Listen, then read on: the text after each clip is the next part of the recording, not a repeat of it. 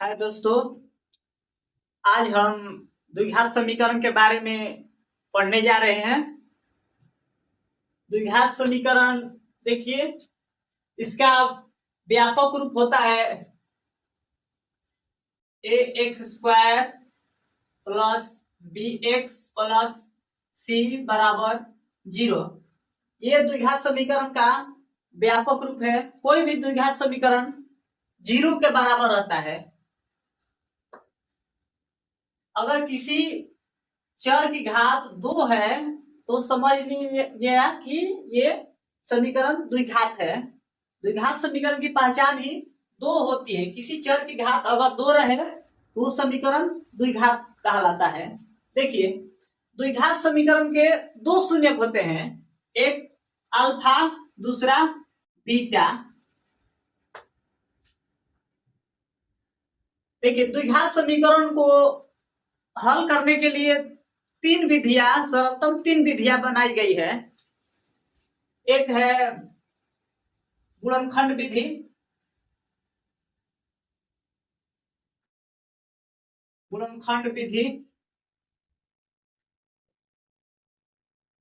दूसरा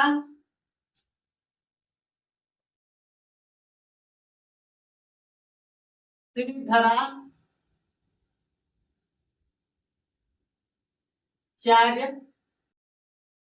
नियम। कोई कोई इसको द्विघाती सूत्र से भी बोलता है, द्विघाती सूत्र या द्विघाती सूत्र, ये दोनों एक ही कहलाता है। श्रीधराचार्य नियम या द्विघाती सूत्र एक ही है। तीसरा है पूर्ण वर्ग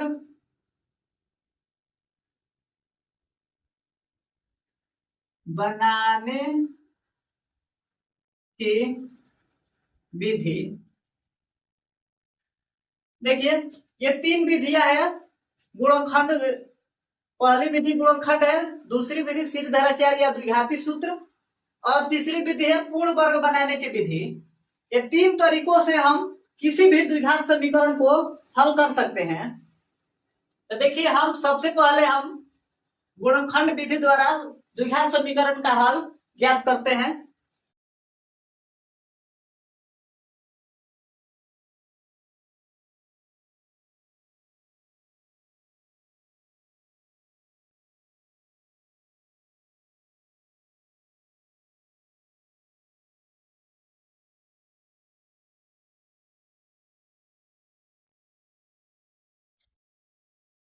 पहला सवाल है ए number, x² plus 5x plus 6 बराबर 0।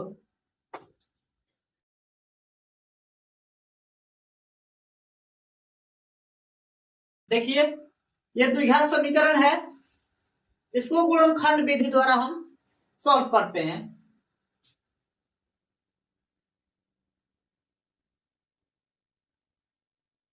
देखिए, तो सबसे पहले ये स्क्वायर वाला जो पहले रहता है स्क्वायर, इसको और अंतिम बना, अंतिम वाले दोनों को आपस में गुणा किया जाता है। जैसे ax² और c, इन दोनों को आपस में गुणा किया जाता है। तो यहाँ ax² की जगह पर x² है, c की जगह पर 6 है। हम दोनों को आपस में गुणा करते हैं। देखिए, तो कितना होगा, x² और 6 आपस में दोनों को गुणा करेंगे तो हमारा कितना आएगा, 6x², ये आएगा। तो देखिए, तो ये बीच वाला 5x है, इसको 2 टुकड़ा में तोड़ेंगे। 5x को 2 टुकड़ा, देखिए तो 5x को क्या क्या लिख सकते हैं 2 टुकड़े में। देखिए, तो x भी लिख सकते हैं और 4x, ये भी 5x हो जाएगा। लेकिन इन दोनों को गुणा करने पर हमारा इतना आना चाहिए। ये टुकड़ा तो इतना आ नहीं रहा है, ये 4x² ही होगा। अगर x और 4x गुणा करेंगे तो x² 4x² ही होगा, इतना तो होगा नहीं। ये टुकड़ा हमारा सही नहीं है। देखिए, अब हम क्या लिख सकते हैं, 5x के बदले 2x और 3x, ये लिख सकते हैं। देखिए तो ये दोनों जोड़ेंगे तो 5x हो जाएगा और गुणा करेंगे तो 6x स्क्वायर भी हो जाएगा।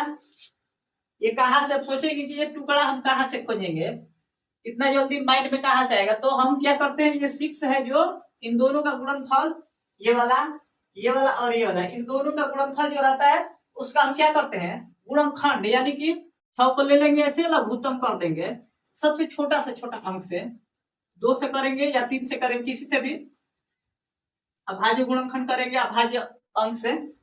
देखिए 2 3 आ गया, अब तो नहीं जाएगा आगे, तो देखिए 2 3 आ गया हमारा, यानी टुकड़ा हमारा मिल गया। तो ये एक्स स्क्वायर जस्ट का 10, 2 3 मिला है तो क्या करेंगे, 2x प्लस 3x, कोई आगे पीछे कोई भी लिख सकते हैं, इससे कोई दिक्कत नहीं है। आप 3x भी पहले लिख सकते हैं, 2 को बाद में, कोई भी दिक्कत नहीं है। ये 6 जस्ट का 10 बराबर में 0। अब हम क्या करते हैं, ये और ये इन दो का जोड़ा बना लेते हैं, ये दोनों को एक साथ और इन दोनों को एक साथ जोड़ा बना लिए। अब देखते हैं कि इन दोनों में क्या कॉमन है। देखिए तो एक्स स्क्वायर और 2x में कुछ कॉमन दिखाई दे रहा है, देखिए ध्यान से,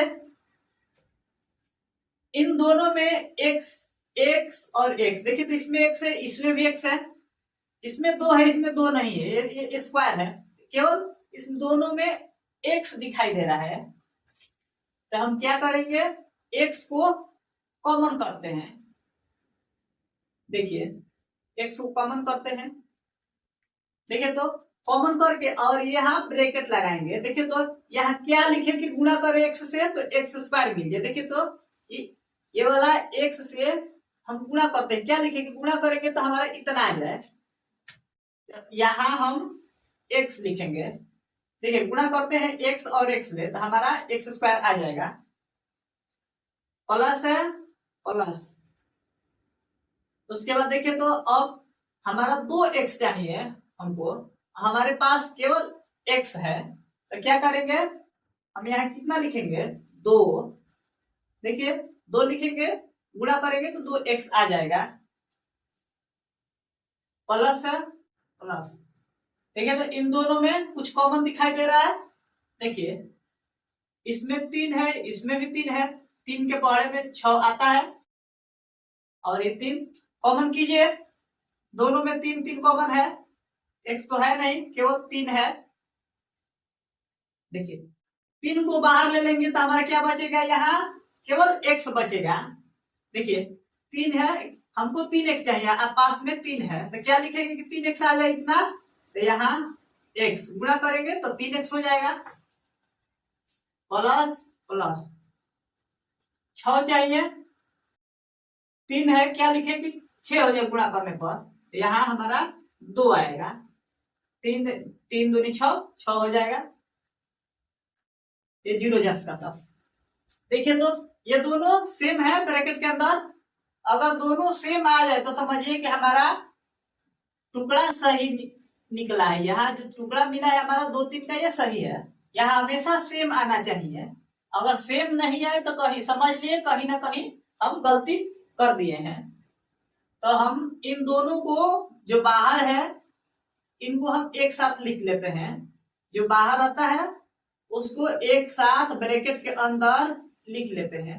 देखिए इन दोनों को केवल लिखेंगे यहाँ, और ये दोनों तो सेम है तो किसी एक को यहाँ लिखा जाता है, केवल एक को, किसी एक को हम ले लेते हैं जो ब्रैकेट के अंदर है, किसी को हम यहाँ लिख लेते हैं, केवल एक ही, दोनों नहीं, कोई एक, ये 0 10 का 10।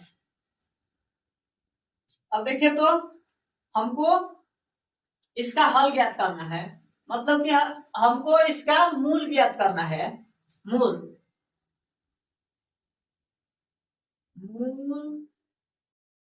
या शून्य।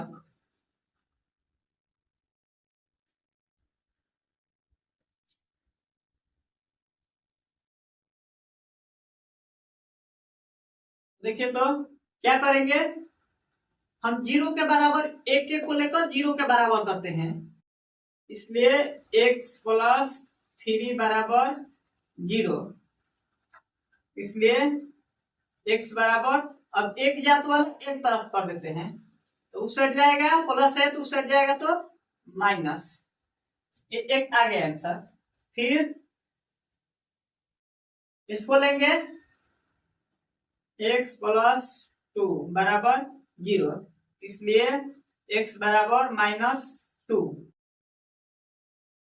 देखिए तो कितना कितना आ गया हमारा, अतः x बराबर एक आया है -3 और एक -2, ये हो गया आंसर। तो इस तरह से हम द्विघात समीकरण का शून्य क्या मूल ज्ञात कर सकते हैं गुणनखंड विधि का प्रयोग करके। दूसरे सवाल की तरफ चलते हैं। दूसरा सवाल है हमारा 5x² minus 24x minus 5 equal to 0। ये हमारा अगला सवाल है। देखिए इसको कैसे सॉल्व करते हैं। ये जस का तस लिखते हैं। इन दोनों क्या करते हैं, सबसे पहले गुणा करते हैं।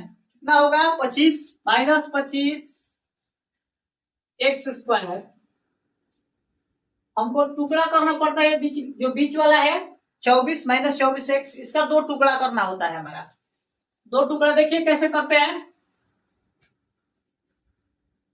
ये दोनों टुकड़ा इस तरह करें कि गुणा करने पर हमारा -25 है और जोड़ने घटाने पर -24 ही रह जाए।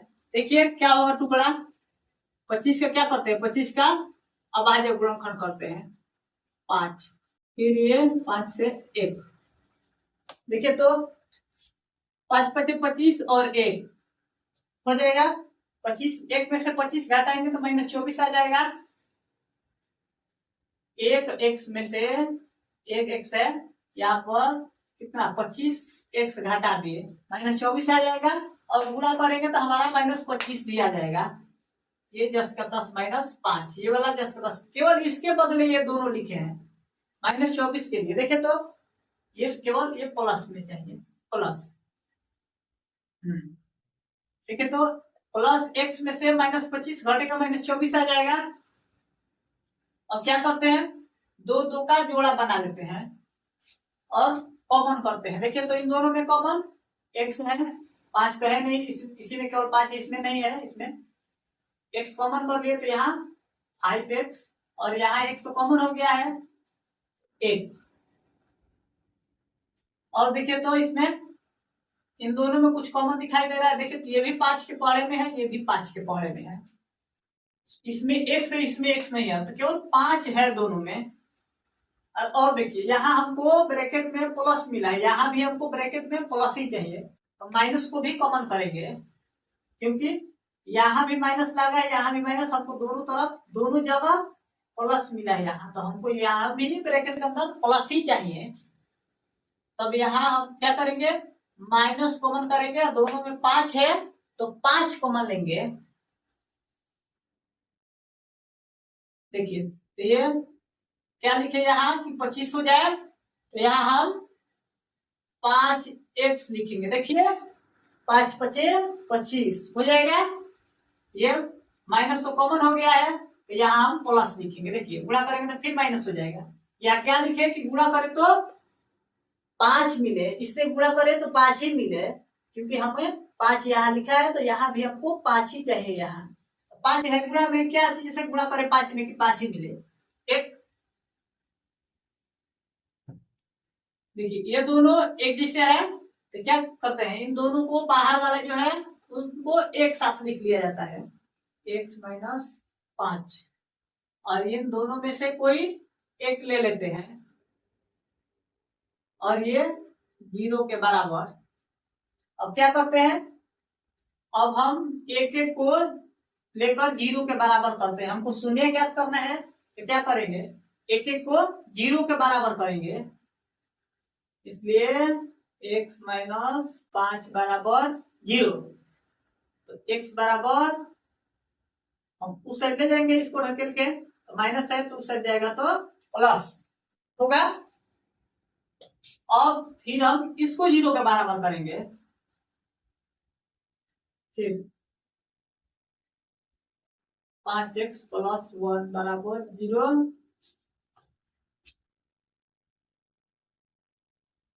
5x, अब देखिए तो इसमें x नहीं है, इसमें 5 के साथ x है, इसमें x नहीं है, तो ये क्या करेंगे, इसको ढकेल देंगे उसे, तो बराबर कुछ सेट जाएगा तो -1 हो जाएगा, ये -1 होगा।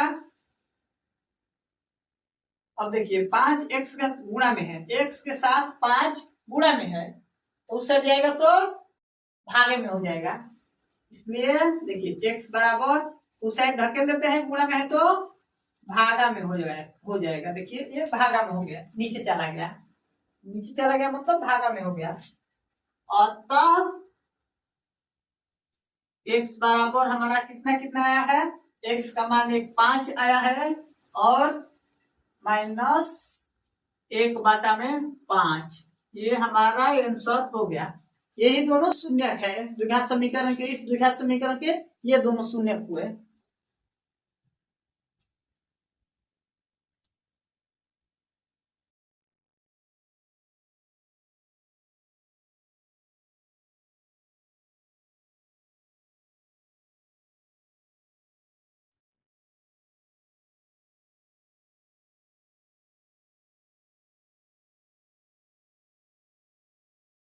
अगले सवाल की तरफ चलते हैं।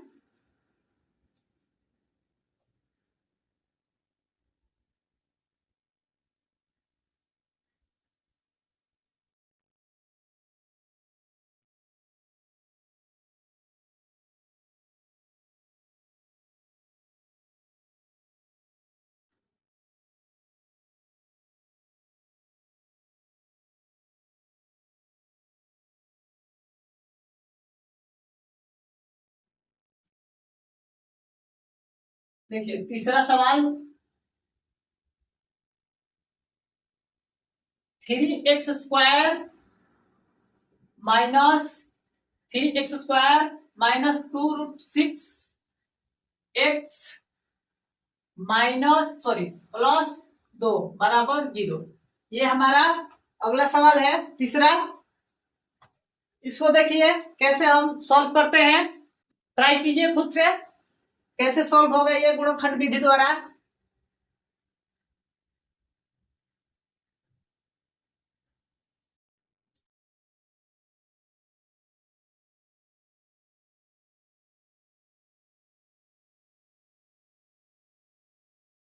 देखिए हम सॉल्व करते हैं।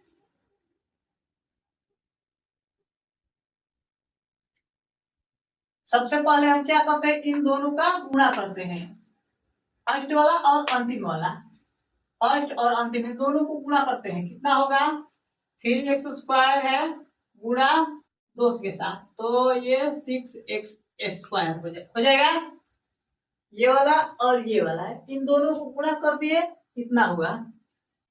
अब देखिए इसको लिख लेते हैं 3x², इसको मन में ही लोग गुणा करते हैं, आप चाहे तो कहीं लिख सकते हैं, गुणा करके दिखा दिए, इसको मन ही में गुणा किया जाता है, इसको लिख दिए। और देखिए हम इसका टुकड़ा करते हैं 2√6x का, अब देखिए तो इसका क्या दो टुकड़ा लिखे, गुणा करें तो हमारा इतना आ जाए और जोड़े घटाए तो इतना ही रह जाए। देखिए हम सबसे पहले क्या करते हैं, इसका लघुत्तम करते हैं, 2 से 3 होगा,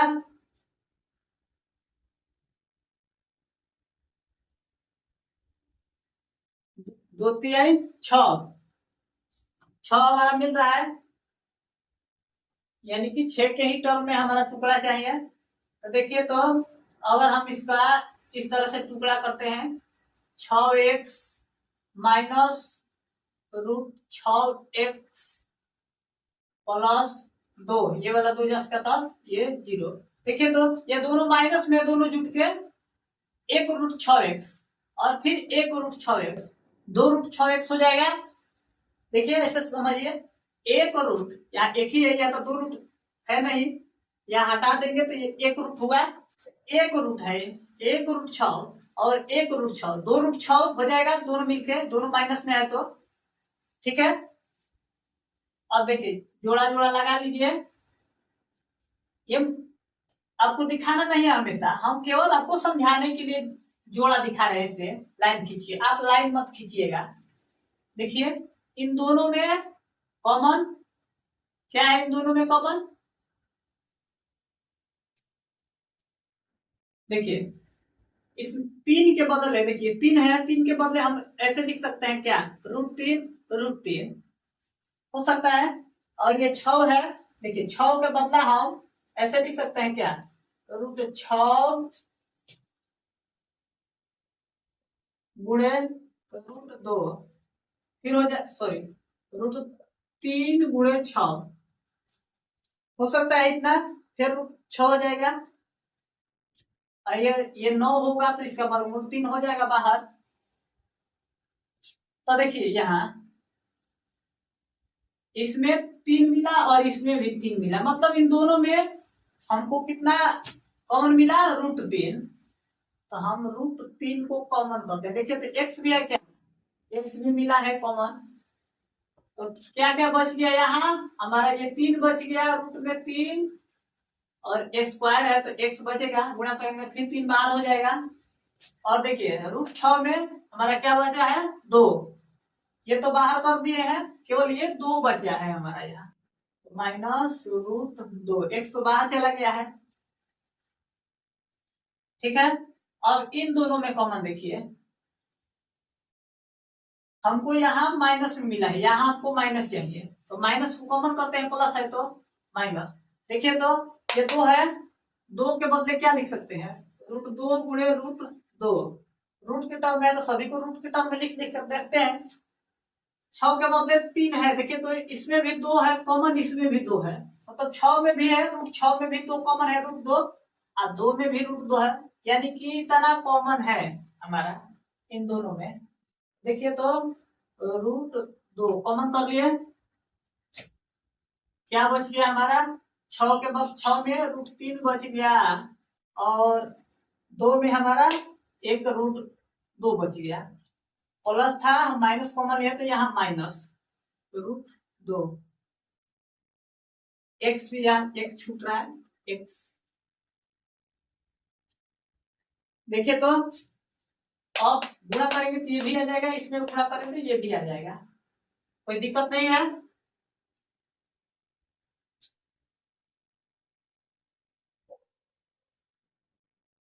अब इन दोनों को एक साथ करते हैं, ये दोनों सेम हो गया, इन दोनों को एक साथ कर लेते हैं, 3x -√2, ये बाहर वाला है एक साथ हो गया, और ये दोनों सेम है, इन दोनों में से कोई एक यहाँ लिख लेते हैं।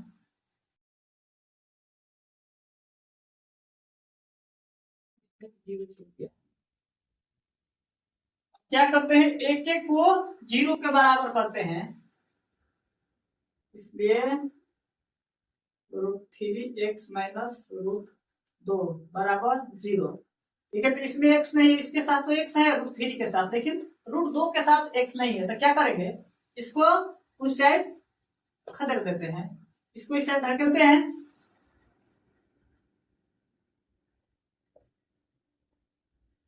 होगा √3x बराबर √2, इसलिए x बराबर, इसको गुणा में है तो उस साइड जाएगा तो भागे में हो जाएगा, भागा में, तो ये इसके नीचे चला जाता है √3, यानी कि इसको ऐसे भी लिख सकते हैं 2/5, ये वाला ये वाला, फिर ये वाला तो एक हो गया, x का आंसर एक मिल गया, दूसरा मूल खोजते हैं, इसको भी अब लेते हैं 0 के बराबर करते हैं,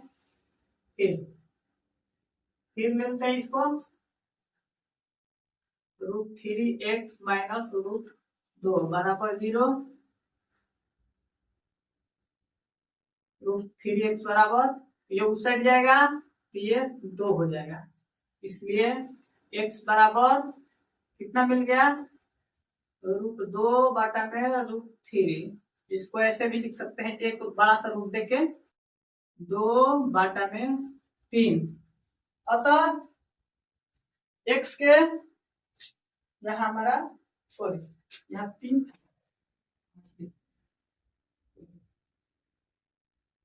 3 3। अब देखिए तो हमारे x के 2 मान मिले हैं, अतः x बराबर एक मिला था हमारा ये वाला √2/3, फिर अभी मिला ये वाला, ये भी उतना ही मिला है, ये आंसर। तो हम इस तरह से द्विघात समीकरण को गुणनखंड विधि द्वारा हल कर सकते हैं। आप आसानी से देखिए, थोड़ा सा आप ध्यान देंगे तो गुणनखंड विधि द्वारा द्विघात समीकरण का हल कर सकते हैं। Thank you.